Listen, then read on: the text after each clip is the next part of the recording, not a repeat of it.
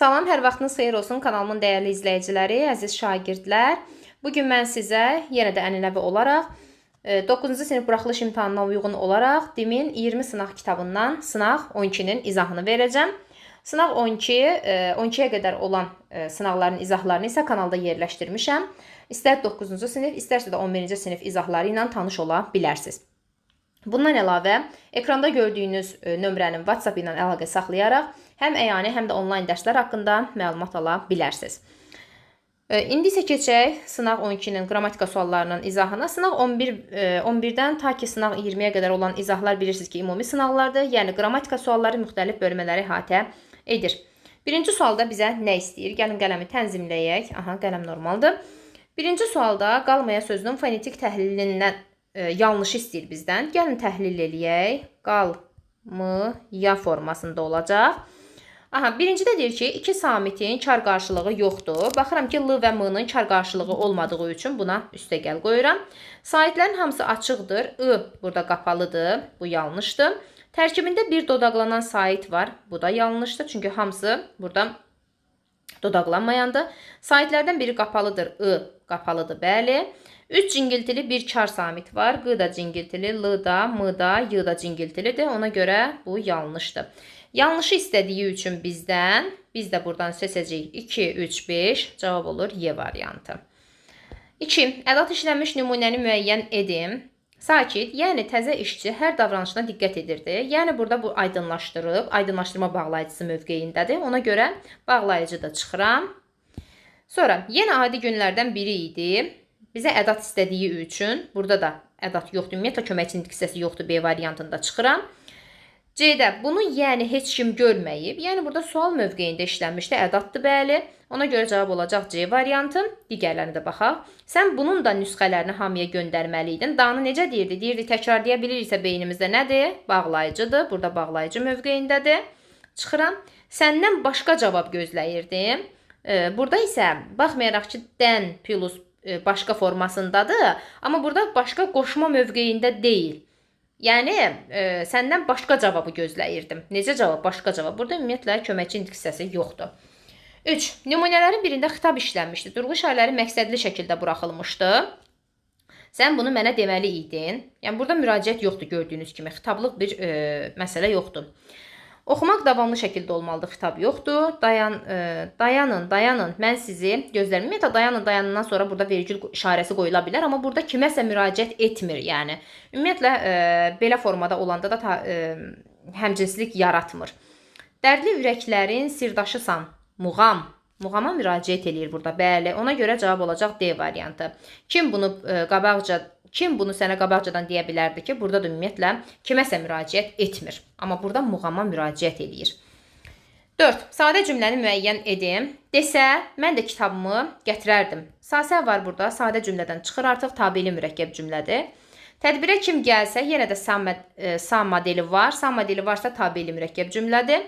Hamıya dedim, hətta yazılı məlumat da verdim. Mən dedim, mən məlumat verdim. Ona görə hər ikisinə artıra bildiyim üçün, yəni dedim də, məlumat verdim də mənə aid olduğu üçün bu sadə cümlədir. Yəni həmcins xəbərli sadə cümlə. Gəldi, görüşdük. O gəldi, biz görüşdük. Ayrı-ayrı mübtəda və ayrı-ayrı xəbərlərə aiddir. Deyində çıxıram. Çünki tabisiz mürəkkəb cümlədir. Sənə kimsə mane olanda de ki varsa tabeli mürəkkəb cümlədir. Çıxıram. 5-də təsirlik halla başlayan nümunəni müəyyən edin. Evi kəndin girişində idi. İni necə müəyyənləşdirildi? Əvvəlinə əvəzlik artıraraq. Onun evi kəndin girişində idi. Burada təsirlik hal yoxdur. Çünki i burada mənsubiyyət şəkilçisidir. Çıxıram. Təsirlik hal istəyir bizdən. Həyəti səliqəyə salmaq lazımdır. Həyəti, ay sağ ol. Burada i təsirlik hal şəkilçisidir. Demək 5-də olacaq cavab B variantı. Onun həyəti səliqəyə salmaq lazım idi deyə bilmirəm ki. Uşağı bizim məktəbdə oxuyur. Aha, onun uşağı bizim məktəbdə oxuyur deyə bilirəm. Çıxıram, çünki I burada mənsubiyyətdir. Elmi məlumatlar həmişə maraqlı olur. Buradakı I isə artıq sifət düzəldən şəkilçidir. Ona görə çıxıram. Qənnadı məmulatlarını çox qəbul etmək zərərlidir. Burada da eyni qayda ilə, yəni təsirlik hal şəkilçisi deyil. Ona görə 5-də olur cavab B variantı. Sonra 6. Yanlış fikri müəyyən edim. Deyir ki, körpə sözü ilə uşaq sözü sinonim deyil, düz deyir. Körpə sifətdir, uşaq isimdir. Ona görə sinonim ola bilməz. Sinonim sözlər mütləq şəkildə antonim sözlər də, çoxmənalı sözlər də daxil olmaqla eyni nitq hissəsinə aid olmalıdır. Sonra, ixtiyar sözü sifət və isim kimi amonimdir. Bəli, ixtiyarım yoxdur mənasında, yəni kimə nəyəsə ixtiyarım çatma mənasında. O zaman isimdir. Bir də ixtiyar qoca mənasında var. O zaman sifətdir. Ona görə bu düzdür. Güldan sözündə qrammatik şəkilçi yoxdur. Çünki qrammatik şəkilçi olmaq üçün güldən olmalı idi. Bu isə güldandır. Dan leksik şəkilçidir. Düzdür. Bizə yanlışı istədiyinə görə heç birini götürmürəm. Əşyavi və dünyəvi sözləri sadədir. Bəli, kökləri nə qədər də əşya və dünya sözlərinə dayansa da bu sözlərin, amma dilimizdə dünya və əşya sözləri olmadığı üçün, bunlar ilkin formasını itirdiyi üçün hal-hazırda dilimizdə sadə sözlər hesab olunur. Buna uyğun olaraq kimyəvi sözü də daxildir, yəni. Bura yazım. Kimyəvi. Demək, bağışla, qaldır sözlərin hər birində bir leksik şəkilçi var. Bağışla sözü sadə sözdür, qaldır sözü sadə sözdür. Ona görə bir leksik şəkilçi var fikri yanlışdır. Cavab olur Y variantı. 7. Biri şuhudi keçmiş zamandadır. Təbii ki, şuhudi keçmiş zamanda da yazdırmadı. Aha, elə bu variant olacaq. Çünki yaz sözündən yazdırmadı. Şuhudi keçmiş zamandan əvvəl qrammatik şəkilçi olaraq mamə inkar şəkilçisi qoşula bilər. Ümumiyyətlə, mamə inkar şəkilçisi qrammatik şəkil, leksik şəkilçidən sonra feilə qoşulan şəkilçi sırasındadır. Yəni, daha sonra qoşula bilir. Alırdı sözündə burada d yenə də ididir. Zaman olaraq indiki zamandadır. Gəlmirdik indiki zamandadır, yəni inkarında. Yazdırmışdı keçmiş zamandadır, amma nəqli keçmiş zamandadır. Ona görə çıxıram. Gəlibmiş yenə də eyni qayda ilə nəqli keçmiş zamandadır. 8. Doğrudan da Avropa dünyanın ən inkişaf etmiş qitəsidir cümləsinə bağlı düzgün fikirləri istəyir bizdən. Gəlin təhlil eləyək. Təhlildə görək nə deyir? Dünyanın ən inkişaf etmiş qitəsi. Dünyanın inkişaf etmiş qitəsidir. Bir yerdə olacaq xəbər mövqeyində. Hara? Avropa. Demək, dünyanın qitəsi. Bu, üçüncü növ təhlil söz birləşməsində içərisinə istənilən qədər söz daxil ola bilər və bizim də onu parçalamaq kimi ixtiyarımız yoxdur. Xəbəri isimlə ifadə olunub, isimlə yox, ismi birləşməklə ifadə olunmuşdur əslində. Güman şübhə bildirən ara söz işlənmişdi. Doğrudan da bu yanlışdır əslində. Doğrudan da, çünki güman şübhə yox, təsdiq bildirir. İsmi birləşmə tamamlıq vəzifəsindədir. Bir xəbərdir. Mübtəda mürəkkəb adla ifadə olunmuşdu. Yox. 2 cümlə özündən ibarətdir. Bu düzgün fikirdir. Ona görə 8-də olacaq Y variantı. 9. Dil-dil ötmək birləşməsinin frazeoloji sinonimini müəyyən edin. Təbii ki, dil-dil ötmək nə olar? Dil boğaza qoymamaq, dil qəfəsə qoymamaq, bunlar ola bilər. Yəni, çox danışmaq həqiqi mənada olduğuna görə ağzını qıfıllamaq əksidir, yəni antonimidir ona görə. Sözünü yerə salmaqla əlaqəsi yoxdur, fikrini tez çatdırmaq da uyğun deyil. İkinci dərəcəli üzvün iştirak etmədiyi şəxssiz cümləni müəyyən edin. İkinci dərəcəli üzvün iştirak etmədiyi şəxssiz. Nərimanın ağzı açıla qalmışdı. Ağzı açıla qalmaq frazeoloji birləşmədə Nərimanın ağzı açığa qalmışdı bir yerdə gedəcəyi üçün bu bir xəbərdən ibarət şəxssiz cümlədir. Yəni, elə variant olacaq A variantı, amma yenə də digərlərinə baxaq. Çünki ikinci dərəcəli üzv iştirak etməyib burada. Əli kəndə gələndə axşam idi. Nə zaman? Əli kəndə gələndə. Burada görürsünüz ki, şəxsiz cümlədə, amma zəflik işlənmişdi. Ona görə çıxıram. Kimsə gəldi, gəldi, kimsə. Bu, ümumiyyətlə, müəyyən şəxsli cümlədir. Ona görə çıxıram. Qapı açıldı. Bu da müəyyən şəxsli cümlədir. Ona görə çıxıram. Musiqi səsi gələndə hamı susmuşdu. Susmuşdu kim? Hamı. Nə zaman? Musiqi səsi gələndə. Bu da müəyyən şəxsli cümlədir. Burada 2 dənə demək, şəxsiz cümlə var idi. Biri A, biri B. A-da bizim şərti ödəyirdi. Ona görə götürdük ki, ikinci dərəcəli üzv iştirak etməyib. B-də isə zəflik olduğu üçün götürmədik. İndi isə keçək mətnimizə. Demək, bədii mətn Ağ Quşu mətnidir. Ekranı saxlayıb, mətnlə tanış olub, daha sonra sualları bərabər cavablandıra bilərik. Gəlin baxaq 11-ci suala. Burada nədən bəhs olunur? Hindu qəbilələrinin birinin başçısı olan Qara Şahin tərəfindən nəql olunmuş bir Hindu oğlan demək və bir ağdərli qız haqqındadır.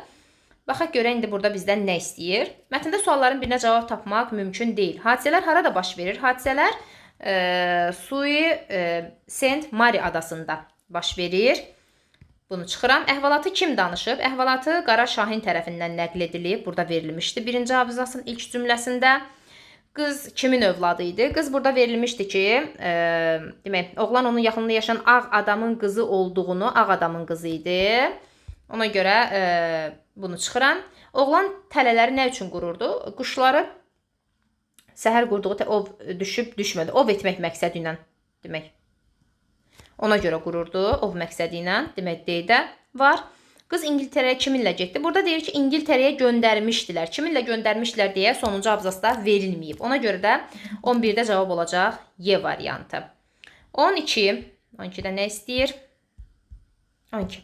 Mətnin sonuncu abzası haqqında yanlış fikir müəyyən edin. Sonuncu abzasda demək, bax bu hissədən bəhs edir bizə ki, yəni həqiqəti öyrənmək üçün gənc hindu başçının yanına gedir və qızın valideynləri gənc hindu ilə qızın danışığını öyrənəndən sonra əsəbləşib qızlarını İngiltərəyə göndərmişdilər. Gənc onu bir daha heç vaxt görmədi. O hələ də yaşayır və hələ də özünün ağ quşunu xatırlayır. Bax burada, indi burada yanlış fikir istəyir bizdən bu demək, abzas haqqında. Qəbilə başçısının məsləhəti verilib. Məsləhət verilməmişdi əslində orada bizə. Xeyr, məsləhət verilməmişdi. Sadəcə o məlumat verir. Məlumat. Yəni o gördüyü o səmada olan quşunun ona hansı ismarıcı verdiyini göstərmək istəyir. Səfər haqqında məlumat verilmişdi, bəli. Yollamışlar İngiltərəyə. Deyilmiş fikrin təsdiqini tapmışdı, bəli. Çünki o narahat olub gəlmişdi ağ quşunun göydə səmada ona dediklərindən. Obrazların birinin davam edən davranışı haqqında, bəli, o indi də hələ yaşayır, ağ quşunu unutmayıb deyir. Nəticədən razı olmayan valideyn qərarı təsvir olunmuşdur, bəli. Ağ qızın valideynləri onun demək, narazı idilər, yəni. Valideyn qərarı olaraq da onu İngiltərəyə yollamışdılar. 13. Mətndə tünd-qara hərflərlə verilmiş söz hansı nümunədə eyni mənada işlənmişdi? Mətndə tünd-qara hərflə verilmiş sözə baxaq. Görək hansı söz idi o? Yaşayan, yaxınlıqda yaşayan. Dəqiqə. Yaşayan sözü idi. Yaxınlıqda yaşayan adamın. Yaşamaq sözünü indi burada bizə eyni mənada işləndiyi. Böyük deyir, əmim Kəlbəcərdə yaşayır. Eyni mənada işlənmişdi, yəni burada elə variant olacaq A variantı, amma yenə də hamısına baxaq. Onun adı hələ də xatirələrdə yaşayır. Bir şey qeyd edeyim ki, orada həqiqi mənadadır və burada da həqiqi mənada işlənmişdi. Ona görə biz A variantını seçdik. Amma B variantı xatirələrdə yaşamağı məcazi mənadadır, ona görə olmayacaq. Əsərləri oxudulan Mikail Müşfiq yaşayır, yəni bu da məcazi mənadadır. Gözlərində köhnə ağrıların izi yaşayır, bu da məcazi mənadadır. Şəhidlərimizin xatirəsi qəlbimizdə daim yaşayır. Bu da məcazi mənada olduğuna görə çıx qoyacaq. Yəni 13-də cavab olacaq A variantı. 14. Üzərində rəqəm yazılmış hansı ifadələr məcazi mənada işlənmişdi? Baxaq, məcazi mənada işlənənlərə. Demək, burada səhər qurduğu tələlərə, tələ ümumiyyətlə burada tələ qurmaq məcazi mənada deyil, həqiqi mənadadır. Yazaq bölündə həqiqi. Sonra, rast gəlmək məcazi mənadadır. Ümumiyyətlə, bu rast gəlmək frazeoloji birləşmədir. Üzüb gəlir. Kano ilə üzüb gəlmək həqiqi mənadadır. Sonra, bir dəqiqə, səmada gəzdi. Səmada gəzmək həqiqi mənadadır. Gözləri səmada gəzdi mənasındadır burada. Ona görə bunu götürəcək məcazi mənada. Məcazi. Hisslər keçirdi. O qəribə hisslər keçirdi. Keçirmək burada məcazi mənadadır. Məcazi. Bir şey qeyd edeyim ki, burada kano ilə üzüb gələn bu, bilirsinizmi kanoe nədir? Bəlkə də çox uşaq bunu anlamadı və mətni oxuyandan sonra onun üçün qaranlıq qalır. Kanoe qayıq formasında, qayıqdır əslində, amma uzunsov formada. Hər iki tərəfi uzunsov formada kanoe adlanır, yəni o qayıqlar. Demək, burada indi bizə nə istəyirdi? Məcazini istəyirdi, həqiqini istəyirdi. Bir dəqiqə. İndi burada bizə məcazi mənada olanları istəyir. Baxaq, 2-ni götürdük məcazi mənada. 2, 4, bir də 5-i götürdük. Cavab olaraq qeyd edirik. 2, 4, 5. Cavab B variantı. Sonra 15. Mətndə yanlış fikri müəyyən edin. Mətnə aid olan yanlış fikri. Baxaq, Hindu qəbilələrinin lideri olur. Burada onsuz da qeyd olunmuşdu ki, əhvalatı nəql edən Hindu lideri Qara Şahin tərəfindən nəql olunmuşdu da, burada qeyd olunmuşdu əslində. Ona görə A düzdür. Hindular adada yaşayıb. Bəli, adanın adı çəkilmişdi burada. Haraydı? Bir dəqiqə. Su Saint Mary adası Yəni bu qeyd olunmuşdu orada. Ona görə bu doğru cavabdır. Yəni yanlış deyil. Ağ adamlar hindulara yaxınlıqda yaşayırlar. Bəli, orada qeyd olunmuşdu ki, yaxınlıqda yaşayan ağ deyir adamın qızı olduğunu, yaxınlıqda yaşayan qeyd olunmuşdu əslində orada. Ona görə C də düzgündür. Hindularda mühafizəkarlıq güclüydü. Mühafizəkarlıq güclü olan ağ adamlardaydı. Ağ adamlarda. Ona görə D variantı yanlışdır. Hindularda yox. Hindularda başçılar ən müdrik adamlar olurdular. Bu düzgündür. Bilirsiniz niyə mühafizəkarlıq, yəni ağ adamlarda? Çünki ağ adam mühafizəkar idi ki, qızını qorumaq üçün İngiltərəyə yollayır. Amma hindularda belə bir şey yox idi, yəni mətnə əsasən. Keçək 16. 16-da nə deyir? Deyir, altına xətt çəkilmiş sözlərdən heç birinin qarşılığı kimi düşünülə bilməz. İlk əvvəl sözləri yazaq. Daha sonra baxaq ki, nə idi? Bir dəqiqə sözlərə baxaq.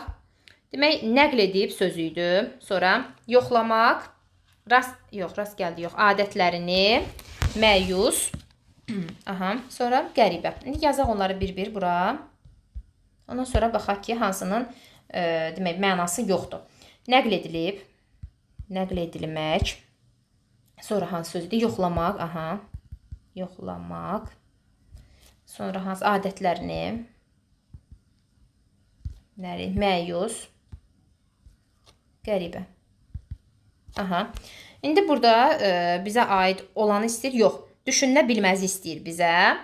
Burada nəql etmək, danışmaq mənasındadır. Yoxlamaq, müəyyən etmək mənasındadır. Adət, məyus pərişandır, qəribə qeyri-adidir. Adətin mənası, adətə qanun verə bilmərik, yəni adət qanun mənasında deyil. Ona görə cavab olacaq Y variantı. 17. Tərkib hissələrinə aid plan bəndlərinə hesab edilə bilməz. Əhvalatın danışılması, bəli, ola bilər əslində. Ağ qızın yox olması ola bilər. Bir dəqiqə, əhvalatın danışılması, ola bilməz, bu ola bilməz. İlk münaqişə, çünki bunlar aid idi. İlk münaqişə deyə bir şey yox idi burada. 3-ü götürdük. Sonra atanın qərarı, bəli, qızı yollayır. 4-də çıxıram, 4-lərə çıxaq. Bir dəqiqə. Yox, 2-ni niyə çıxır? 2-ni də çıxırıq, Sonra baxıram, 3-ü götürdük, 1-i də çıxdı, 3-5 qalır. Amma qonşuların barışması belə bir şey yox idi. Yenə də olduğu kimi, yəni cavab düz çıxdı. 3-5 D variantı. Sonra 18. 18-də nə deyir? Mətnə əsasən faktdır. Kanoedə yalnız kişilərin üzməsi, yox, qadın da üzə bilirdi. Yəni qızın olması elə faktdır. Qu quşunun ovlana bilirdi. Uzaq ölkələrə arasında əlaqənin olması, bəli, İngiltərəyə yollamasını, bəli, biz deyə bilərik. Uzaq ölkələr arasında əlaqə var idi. Hindulara ağlar arasında toqquşma baş vermir ki orada. Ona görə bu fakt deyil. Qızların da ovlaması, qızın orada görünməsi, qızın ova gəlməsi anlamına gəlmirdi. Sadəcə və sadəcə orada rastlaşırlar. Yəni burada da deyir ki, qız sahildə göründü və tezliklə onlar dost olurlar da, yəni tanış olurlar və bir-birinin adətlərini öyrənməyə başlayırlar. Burada da elə İngiltərədən də əlavə bir-birinin adətlərini öyrənmə elə onu deyə bilərik ki, həmin o varianta uyğun olaraq ki, ölkələr arasında əlaqənin olması. Qızların da ovlanması yox, bu uyğun deyil. 19. 19-da nə istəyir? Deyir ki, oğlan hər gün kano ilə üzürdü. Nə üçün? Yəni ov üçün qurduğu tələləri demək, tələlərə baxmaq üçün də belə deyək. Tələlərə baxmaq üçün. Ki, görək nə düşüb, nə düşməyib. Sonra deyir ki, oğlan göydə ağ rəngli quşu gördü, narahat oldu və başçının yanına gəldi.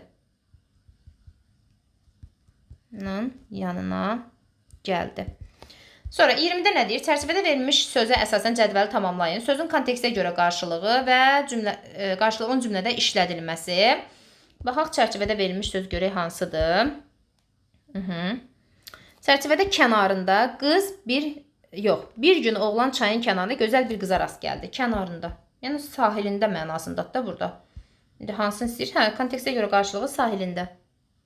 Sahilində, qırağında.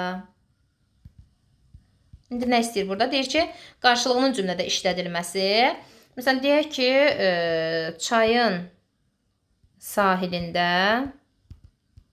də dincəlirdilər. Bu formada deyə bilərik. İndi isə bədii mətn bitdi. Daha sonra isə keçək demək publisistik mətnə. Publisistik mətndə bizdən nə istəyəcək? Artıq siz mətnlə tanış olmusunuzsa, sualları birbaşa mənimlə cavablandıra bilərsiniz. Yox, əgər mətnlə tanış deyilsinizsə, demək videonu saxlayıb mətnlə tanış olub, sonra isə sualları birgə cavablandıra bilərsiniz. Bu arada videonu bəyənməyi, kanala abunə olmağı unutmayın. Venesiya mətnidir. 21-30-cu tapşırıqları əhatə eləyən mətn, publisistik mətn. Və burada Venesiyanın gözəlliyindən bəhs olunur. Venesiyanın bilavasitə gözləyən elə bir belə təhlükədən də deyir, yəni. 21-ci sualda verilmiş cümlə neçənci abzasının əvvəlinə artırılsa, mətnin tərkib hissələri arasında əlaqə güclənər. Elə bilməyin ki, burada hər şey qaydasındadır. Baxın, burada qaydasında olmayan şey onun necə deyim, suyun altında qalacağı təhlükəsinin verilməsi idi, yəni. Ona görə də 21-də cavab D olar. Yəni 6-cı.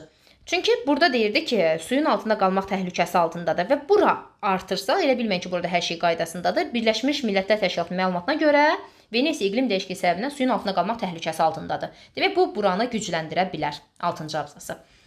22. Mətndə tündqara hərflərlə verilmiş ifadənin kontekstdəki mənasına uyğun nümunə hansı cümlədə verilmişdir? Tündqara hərflə verilmiş söz. Bir dəqiqə. Buradadır.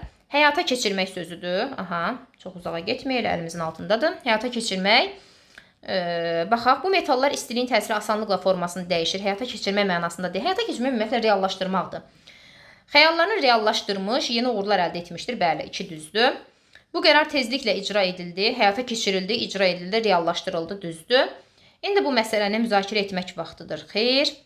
Müzakirə etməklə həyata keçirmək eyni şey deyil, yəni. Bir şeyi müzakirə eləyirsən, daha sonra həyata keçirirsən. Sonra, istintaqın nəticələri haqqında ictimaiyyətə məlumat vermə. Məlumat verməklə, yəni həyata keçirmək uyğun deyil, gördüyünüz kimi. 2 ilə 3 cavab olacaq C variantı.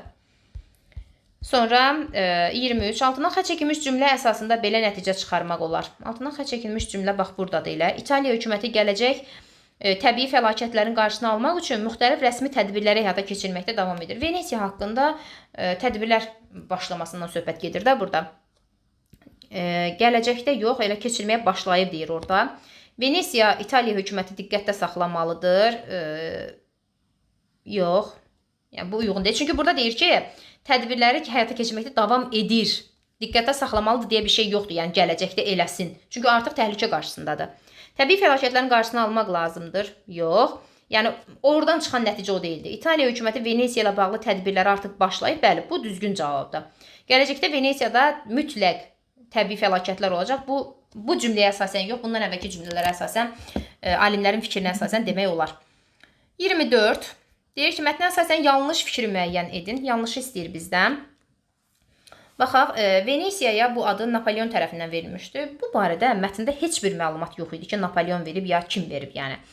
Birləşmiş Millətlər Təşkilatı Venesiya ilə bağlı məlumat vermişdi. Bəli, bu abzasda deyirdi ki, onu 6-cı abzasda Birləşmiş Millətlər Təşkilatının məlumatına görə bu barədə məlumat var, yəni.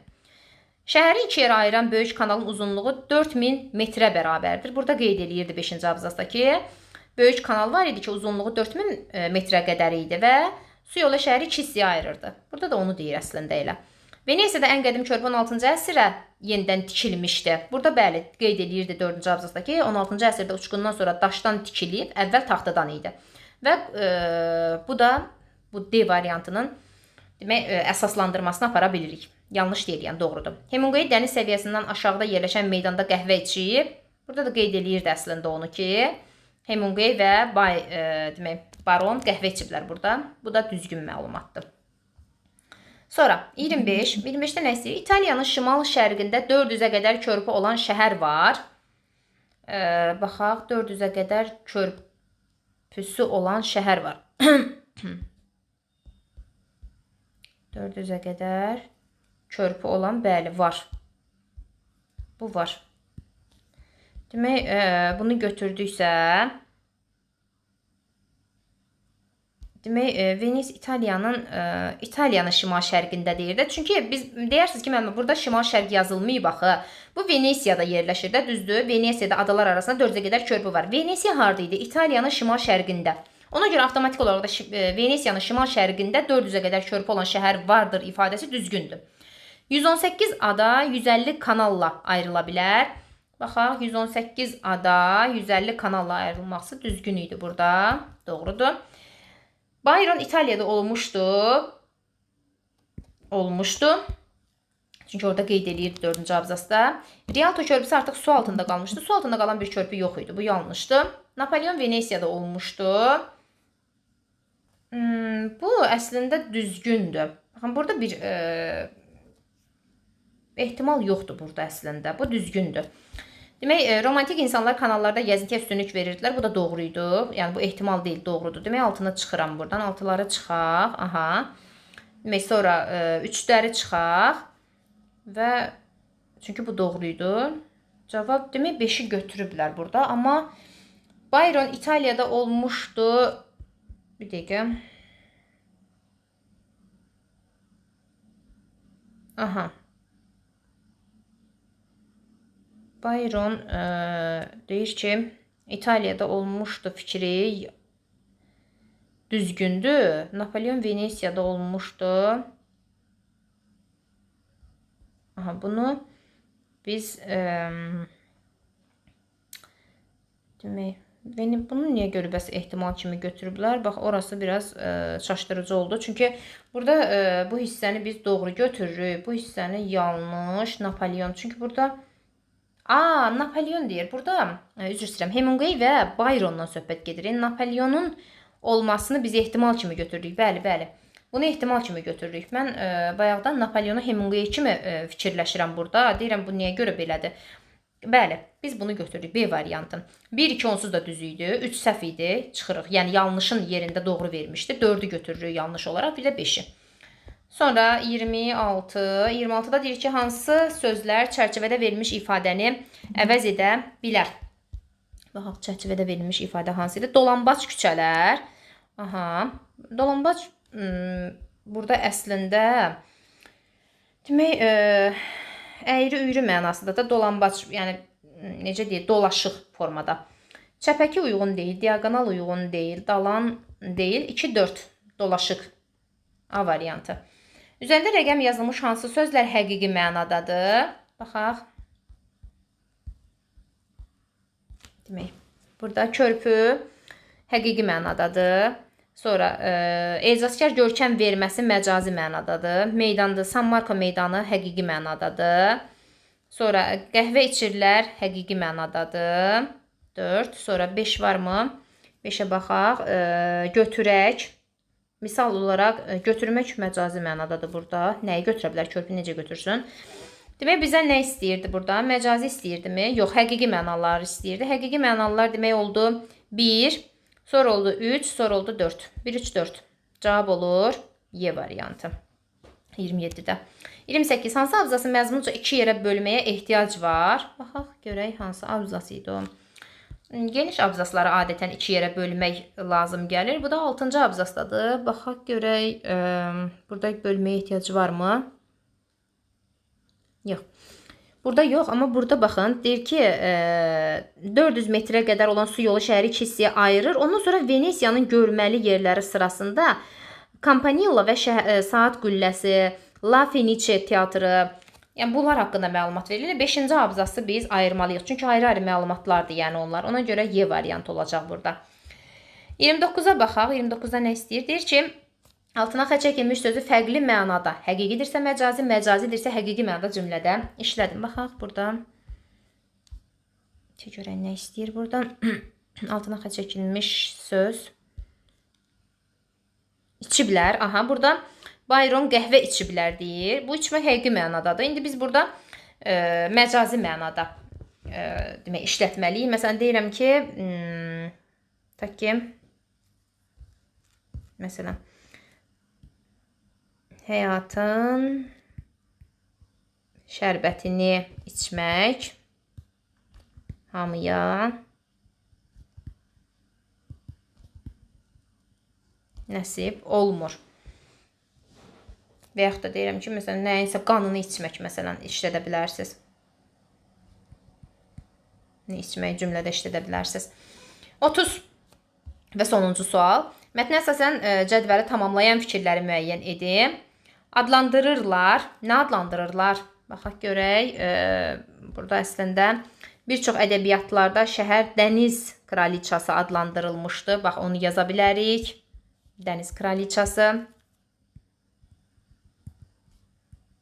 Kraliçası adlandırırdılar. Yəni onu Venesiyanı və yaxud da Dojlar Sarayı var idi oradakı. Onu vizit kart adlandırırdılar. Baxaq, həmin hissəni tapaq. Got üslubunda deyir ki, Dojlar Sarayı isə Venesiyanın vizit kartı adlandırırdılar. Yaza bilərik onu ki. Dojlar Sarayı vizit kart adlandırırdılar. Və yaxud da ki, San Marconu adlandırırdılar bir dəqiqə. Avropanın ən gözəl mehmanxanası adlandırırdılar. Yəni oranı Avropanın ən gözəl mehmanxanası adlandırırdılar. Və ona görə də bunu da bura yazsaq.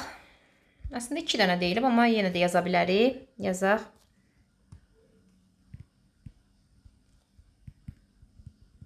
Marconu Avropanın